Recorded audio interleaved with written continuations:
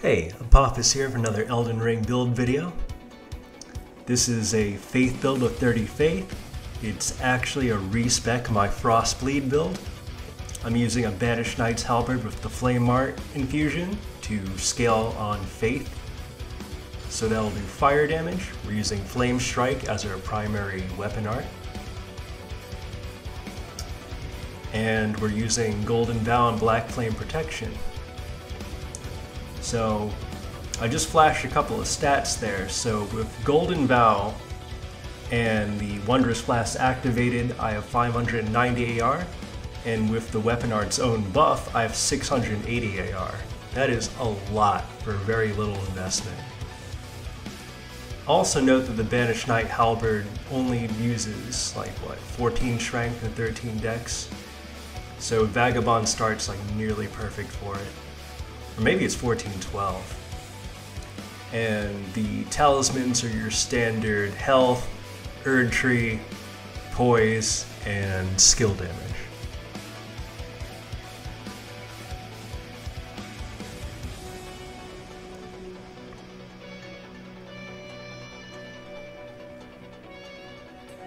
And here we are for our first invasion.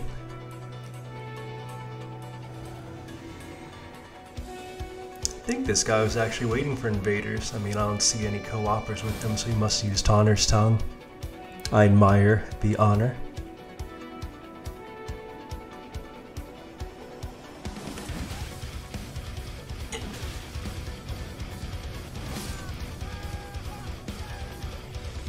Yeah, the R2 part to Flame Strike has a shocking amount of tracking. Like, you could turn like a full, I don't know, seemingly like 120 degrees, and the attack's arc itself is quite wide.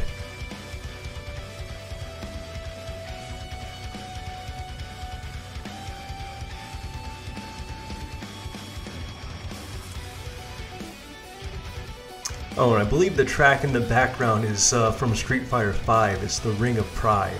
Maybe Ring of Power. Not sure. One of those DLC stages. It's got that fake gent vibe. Like, you know, all that AI generated gent music. It's like the perfect genre to be made by a fucking machine. Oh, there I go with that family friendly word again. So we get another duo here, and one guy's just fooling around shooting arrows, but wow, look how little damage I took from those Moonveil hits. That's pretty incredible. I think that just comes from not having a Sword Seal on and then having Golden Vow and a good amount of armor. I think I'm already having about like 30-ish% to all of my defenses before the buff. And so there, I basically did not hit him deep enough on the Flame Strike, or it wasn't counting as a counter hit, so it didn't combo. However, he has like no health anyway, so we're just gonna run him down. Or at least try to. And I think I should have just like kept running at him instead of, how do I say this? Instead of like actually trying to like catch him at the start of the roll. Because I feel like rolls in this game have like more iframes at the start than they do at the end. So you need to catch the end of their roll. I mean, you need to like run up on them and then wait for them to start the roll, then attack. Which would be a little trickier than you'd expect up front, but that's just the nature of it.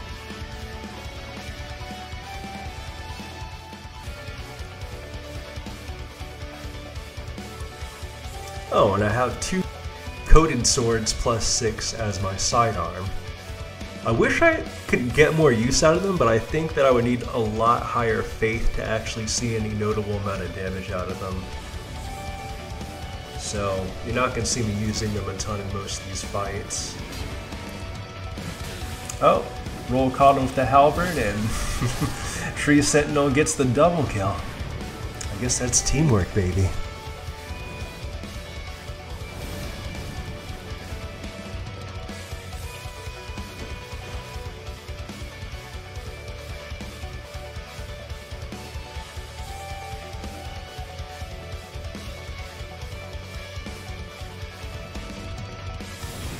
But yeah, I don't know. The dual coated swords theoretically should have been good.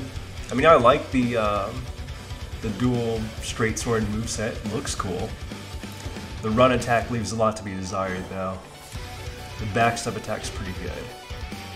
The roll attack's pretty good, so... One thing I did notice is, like, if you try to do the instant roll attack tech with power stance, it doesn't work. You can't animation cancel from your run to the crouch to the attack instantly. You can do it with R1, though, as I just showed. And you can even do it with R2, but for some reason the L1 is not cancelable in that sequence, which is pretty annoying.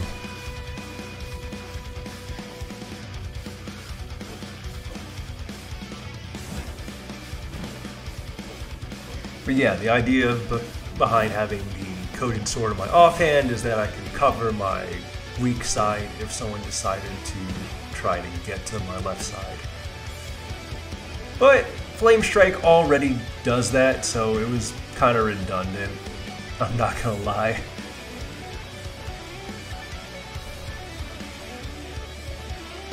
And I'm having a little trouble getting invasions here. That's okay. Because there we go. You get another one.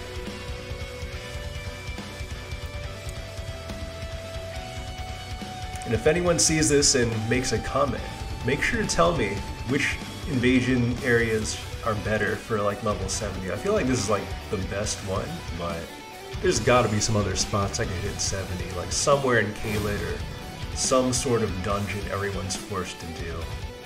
I mean, I can always try invading in the capital itself. It's not a bad place, even though it is kind of convoluted. Because all of these open fields are just like not particularly interesting to invade in. Like, I really do miss like the Dark Souls 1 invasions, or even 3, where you got a good amount of stage variety. Even though they're all pretty much castles or ruins of some sort, but they had a little more verticality to them. So we get a guy with dual bikes, and he decides to not roll, and he gets roll caught by the Flame Strike as soon as he tries it. And another one.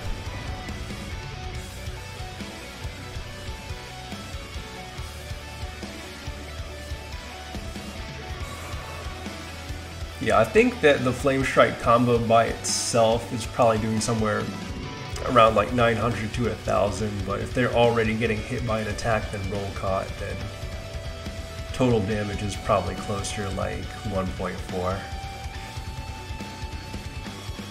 And obviously there's less damage if you're caught in the rain, which is very unfortunate. That's how they had to nerf Pyro. Weather.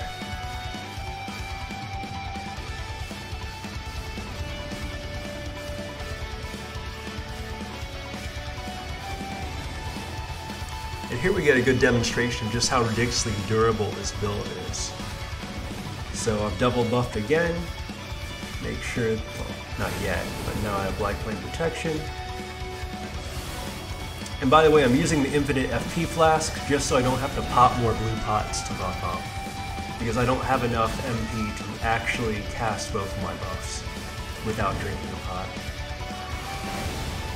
So yeah, that was pretty dirty. I was like blindsided by the amount of projectiles coming out and got caught by Giant Hunt, but luckily my defenses are so ridiculous. They're like 60% all physicals.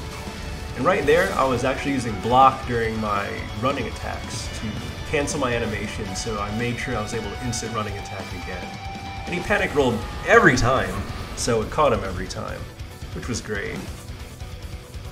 I'm pretty surprised the guy with the fingerprint shield actually wasn't using it to block or, you know, use a small weapon behind it or something. I don't know.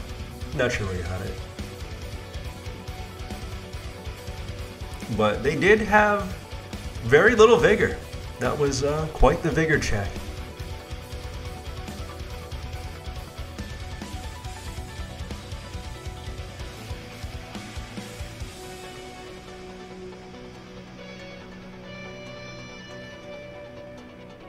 Yeah, truly doing the Lands Between marathon here. Yeah, I come in to go help Uncle Morgoth preserve the Golden Order and punish these foul tarnished. And that's one. I don't know why I attacked there, I should have just waited. So he also has Flame Strike, which is pretty funny. I'm just gonna go ahead and Flask there. And now I just wanted to try out the dual coated swords. Yeah, straight swords do not do a lot of poison damage. As you saw there, he hit me with like 2 or 3 straight sword attacks before I flinched even once.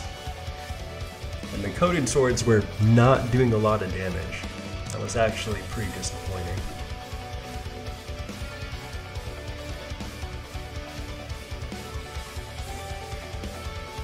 So knowing that, I decided to change my build a little bit. I pulled back out my scavenger curved swords from my previous version of the build, which forced me to have to switch my greaves in order to not be heavy, which is fine.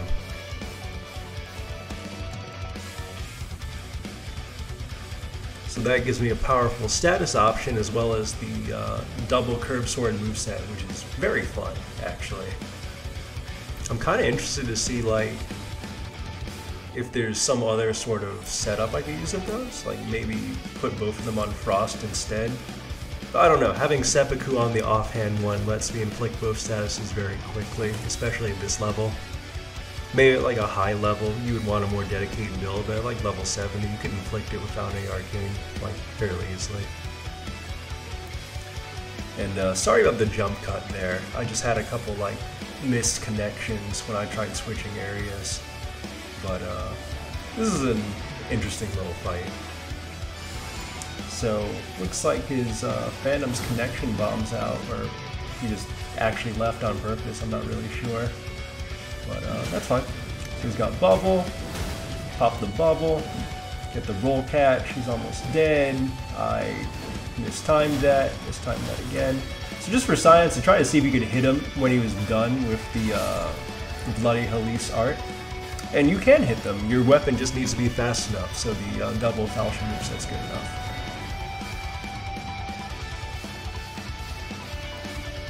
Anyway, that's it for this build video, and if you liked it, then remember to like, comment, and subscribe, and hopefully I'll be back with some more content. Maybe I'll find some other builds that are fun, but we'll see you guys next time.